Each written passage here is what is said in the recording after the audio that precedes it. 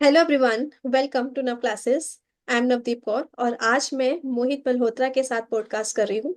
इनका रिसेंटली एक government university में पीएचडी क्लियर हुआ है और एडमिशन भी हो गया है। तो मोहित जी बताइए, कौन सी यूनिवर्सिटी में आपका एडमिशन हुआ है? मैम ये उत्तराखंड गवर्नमेंट की यूनिवर्सिटी है। श्रीदेव सुमन उत्तराखंड गवर्नमेंट यूनिवर्सिटी है। मैम उसमें हुआ है। इसमें मैम हमने एंट्रेंस क्वालिफाई किया था ओके, और इंटरव्यू भी हमारा क्वालिफाइड हो गया। ठीक है। सो जितना मैं जानती हूँ कि मोहित ने इससे पहले भी बहुत सारी यूनिवर्सिटीज में इंटरव्यू दिया, कहीं पे सिलेक्ट हुआ भी, और इनको एक्चुअली अपने घर के पास भी चाहिए थी और गवर्नमेंट यूनिवर्सिटी भी चाहिए थी। सो इस वजह से अब फाइनली इनको अपनी सही डेस्टिनेशन मिल गई है। एंड मोहित, अब अपनी जर्नी के बारे में बताइए कि कैसे आपने शुरुआत की। मैम सबसे पहले फर्स्ट ऑफ ऑल हमारा एमकॉम अभी कंप्लीट हुआ है जी। 2022 टू 2024 बैच में। और मैम उसमें जो है हमारे सेकंड ईयर में ही हमने आपका नेट जेआरएफ का कोर्सेज लिया था। तो हमने पूरी लग के आपके सारे रिकॉर्डेड वीडियोस भी देखी थी और कॉन्टिन्यूसली हमने आपका जितने भी सारे रिकॉर्डेड भी देखी थी और प्लस क्लास में भी हमने आपका कोर्स लिया था। जी। तो मैम उसमें हमने बट अनफॉर्चुनेटली हमारा जो है फर्स्ट अटेम्प्ट में मैम हमारा नेट जेआरएफ क्लियर नहीं हुआ। बट फिर कुछ स्टूडेंट्स ने कहा कि आपने भी कहा था कि एक बार एंट्रेंस देके देख लो क्योंकि पीएचडी देखो जरूरी है। हाँ। तो पीएचडी के लिए फिर मैम हमने पहले सबसे पहले तो हमने जीजीएसआईपीयू का मैंने एंट्रेंस क्वालिफाई किया था, वो भी मैनेजमेंट में था। बट वहाँ पे अनफॉर्चुनेटली क्या हुआ, हमारा interview ma'am I was not clear. जी। हमारा इंटरव्यू क्लियर नहीं हुआ था मैम। उसके बाद जो हमने किया मैम, फर्स्ट जो हुआ रिजेक्शन लेटर हमें वहां से मिला था क्योंकि हमारा जो हम वहां से रिजेक्ट हो गए थे। उसके बाद मैम हमने एक दो यूनिवर्सिटीज प्राइवेट यूनिवर्सिटीज में भी ट्राई किया था। हम सोच रहे थे मैम, आप कह रहे थे कि पीएचडी करनी है तो हमेशा गवर्नमेंट गवर्नमेंट से ही करो क्योंकि प्राइवेट इतना ज्यादा वो नहीं करती है। हाँ। प्राइवेट तो मैम आपकी जो बात थी मेरे माइंड में प्रिसेप्शन की तरह बिल्कुल वर्क कर रही थी। तो उसके बाद मैम हमने डीम यूनिवर्सिटी में ट्राई किया था एक। मैम वहाँ पे हमारा एंट्रेंस क्वालिफाइड हो गया था, आरएटी निकाल लिया था हमने। उसके बाद वहाँ पे हमारा इंटरव्यू भी हो गया था। बट उसके बाद एक ये गवर्नमेंट का फॉर्म आए थे कि जिसमें उन्होंने उत्तराखंड कंबाइंड थे, उसमें हमारी जो मेन यूनिवर्सिटी थी जिसमें हम एडमिशन लेना चाहते हैं उसमें मैम हमने अप्लाई किया और फाइनली उसका भी हमने एंट्रेंस क्वालिफाई किया। उसके बाद इंटरव्यू भी मैम आपके रिसर्च प्रपोजल की वजह से इंटरव्यू भी हमारा क्वालिफाइड हो गया, उससे भी हमें बहुत ज्यादा फ्रूटफुल हमें हेल्प मिली है उस चीज से। और आपने बहुत कुछ सिखाया मैम, साइटेशंस कैसे होती हैं, आपने इंटरव्यू की हमें गाइडेंस भी दी कि इंटरव्यू कैसे करो, नर्वस नहीं होना।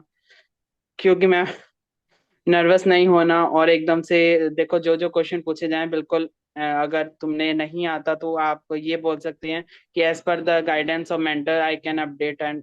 तो ये स्टेटमेंट मैम आपकी मेरे माइंड में बिल्कुल सेट हो गई थी कि अगर कोई ज्यादा ऑप्शन ना मिले तो हाँ। आप ये वाला ऑप्शन आप चूज कर सकते हो, ठीक हाँ। है।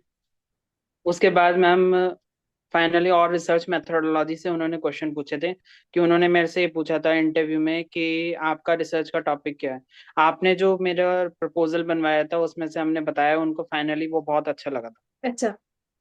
और उन्होंने फिर बेसिक पूछे कि मैम ग्रीन बॉन्ड क्या होता है, ग्रीन इनोवेशन क्या होता है, इसके वेरिएबल्स कौन कौन से हैं, जैसे आपने बताया था इंडिपेंडेंट वेरिएबल है, डिपेंडेंट वेरिएबल है, किसके ऊपर आप इफेक्ट देखना चाह रहे हो।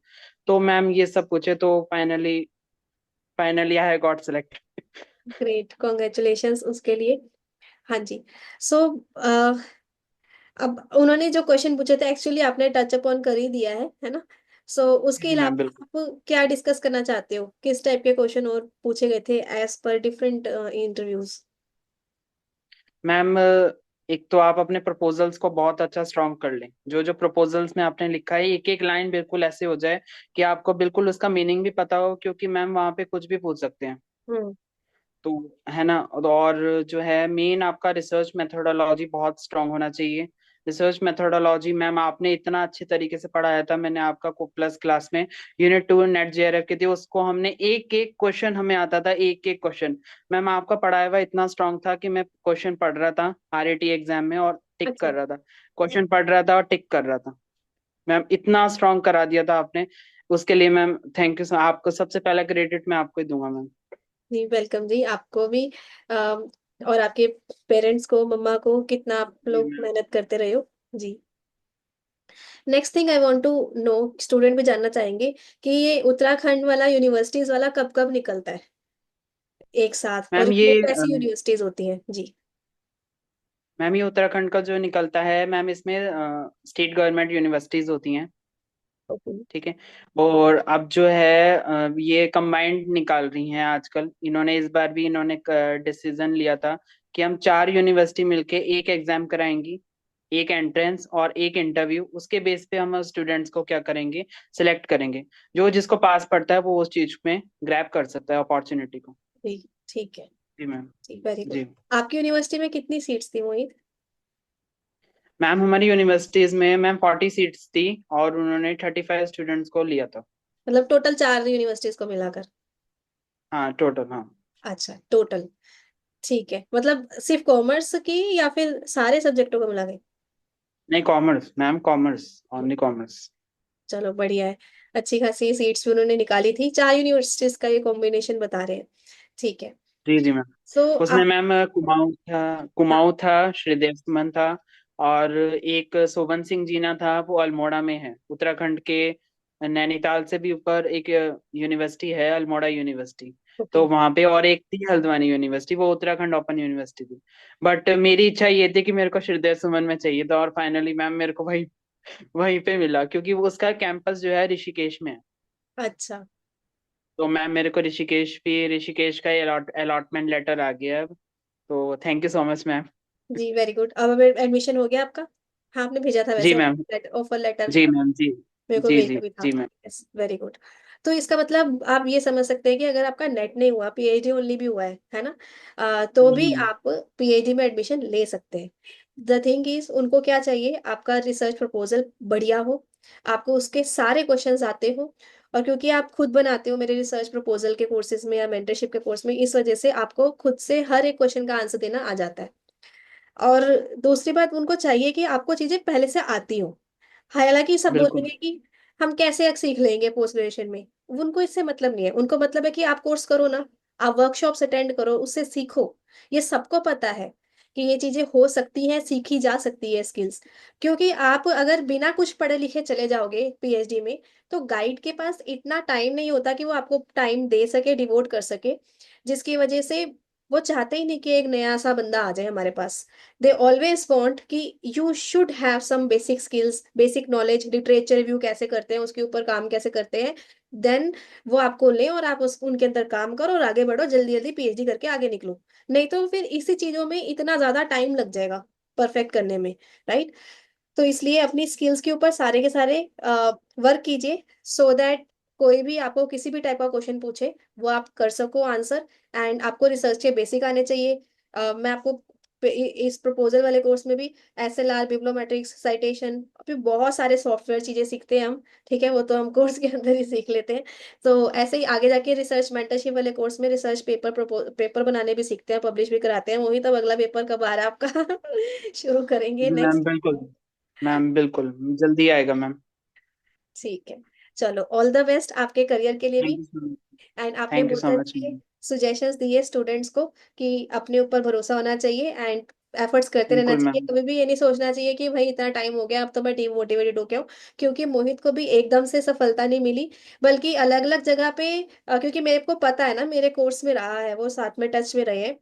अलग अलग जगह पे इंटरव्यू दे दे के इनका प्रपोजल और टॉपिक स्ट्रांग ही हुआ है। उनको नई नई चीजें सीखने को ही मिली है, और उसकी वजह से एट द एंड जहां वो चाहते थे वहां उनका सिलेक्शन हो गया। प्राइवेट यूनिवर्सिटी में क्यों मना करती हूँ कि खामोखा उसके जो फीस होते हैं वो बहुत ज्यादा होती है। ऑलरेडी हम अपने पेरेंट्स पे इतना बर्डन डाल चुके होते हैं, मतलब अब तक पढ़ाया ही है ना उन्होंने, पैसे खर्च ही किए हमारे ऊपर, और लैक्स में जाती है। और फिर वैल्यू गवर्नमेंट यूनिवर्सिटी की ज्यादा होती है।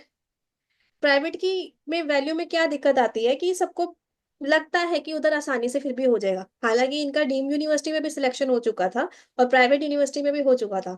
Even then he was not satisfied कि नहीं मैम, मेरे को थोड़ा अच्छे वाले में ही जाना है। आप के लिए बेस्ट यूनिवर्सिटीज रहेंगी सेंट्रल यूनिवर्सिटी या फिर state university, IIT, IIMs, institute of eminence, किसी में भी जाओ।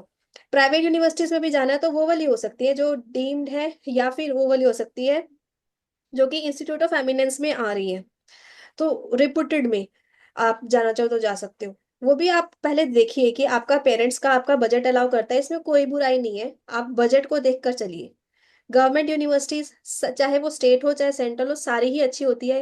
एक ज्यादा अमाउंट नहीं लगता, 8,000 से 30,000 पर ईयर के आसपास की फीस होती है। आप बताना चाहोगे आपकी कितनी के आसपास है फीस? मैम हमारा जो फीस है स्टेट गवर्नमेंट यूनिवर्सिटी में 3,000, अगर आप कैंपस में करते हो तो 3,000 के हाँ। 6 मंथ की फीस है। ओके।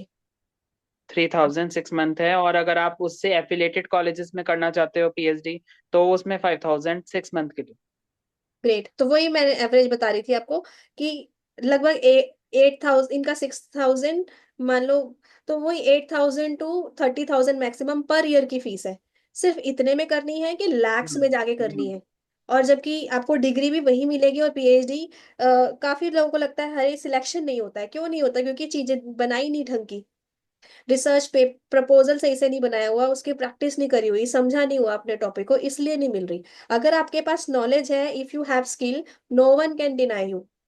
बिकॉज आज के डेट में अगर आपके पास नॉलेज है ना, चाहे जो मर्जी जितनी मर्जी सिफारिशें लेकर आ जाए, नॉलेज ऑलवेज विन। आज नहीं तो कल। अगर कहीं पे सिफारिशों से बाय चांस, मैं एक एग्जांपल दे रही हूँ, हो भी रही है बात, तो अच्छी बात है ना, आपका सिलेक्शन नहीं हुआ, क्योंकि वो तो बाद में भी खाएंगे, बाद में भी प्रॉब्लम क्रिएट करेंगे, और बाद में आपके साथ वो प्रॉब्लम्स नहीं होंगे, आप उससे बच जाओगे। एक ऑथेंटिक वे में आगे जाने का मतलब यही है कि भाई हम हमेशा ही इतने अमाउंट ही देंगे, किसी को पीछे से अंदर द टेबल बार बार खिलाना नहीं पड़ेगा। राइट? वैसे ऐसा आजकल होता नहीं है, क्योंकि जो रूल्स है वो ट्रांसपेरेंट हो चुके हैं गवर्नमेंट की तरफ से भी। और क्योंकि जब आप इंटरव्यू देते हो ना, तो एक्सटर्नल्स भी बैठे होते हैं, तो इन चीजों के कम चांसेस है। आपके यहाँ पे बैठे थे एक्सटर्नल्स? जी मैम बिल्कुल। जी। ठीक है। जी मैम, तो पूछ उन्होंने ही पूछा था मेरे से। तो उन्होंने भी पूछा था कि आप क्या करना चाहते हो, तो उन्होंने मेथोडोलॉजी भी पूछी थी उन्होंने, क्योंकि बिकॉज मैम मैंने फॉलो जो कर रखी थी आपके कोर्सेज और प्लस सीआर कोठारी भी मैंने ले रखी थी। उस वो बिल्कुल मैम हमारा मैप की तरह काम कर रही थी। अच्छा। ठीक है। बिल्कुल मैम। ठीक है। तो बस यही चीजें हैं कि if you know things you can answer. And क्योंकि आपने आंसर किया, सबके सामने किया, तो कोई ये तो कह ही नहीं सकता कि भाई इतने अच्छे आंसर की जगह आप इसको ले लो एडमिशन में। ठीक है, तो नॉलेज ऑलवेज विन। सो इसलिए मेरी शुभकामनाएं बाकी सब स्टूडेंट्स के साथ भी हैं और मोहित के साथ भी, थैंक यू कि सो आप मच मैम। आगे ग्रो करते रहो लाइफ में, ऐसे ही असिस्टेंट प्रोफेसर, परमानेंट प्रोफेसर भी बनो। ठीक है। And I am always with you. शुक्रिया। Thank you so much ma'am. Thank you so much ma'am. Welcome, keep growing, dream, believe, act and achieve. सपने देखो, भरोसा करो, you will surely achieve it. Thank you. Thank you ma'am.